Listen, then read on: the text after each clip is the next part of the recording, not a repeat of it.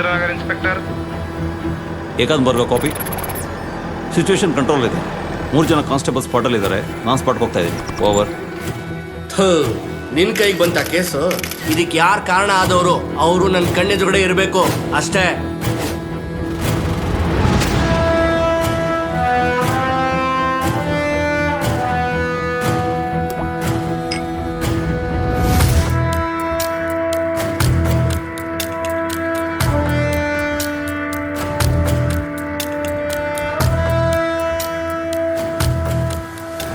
Police ದೃಷ್ಟಿಯಲ್ಲಿ ನೋಡಬೇಡಿ sir, ಸಮಾಜದ ದೃಷ್ಟಿಯಲ್ಲಿ ನೋಡಿ.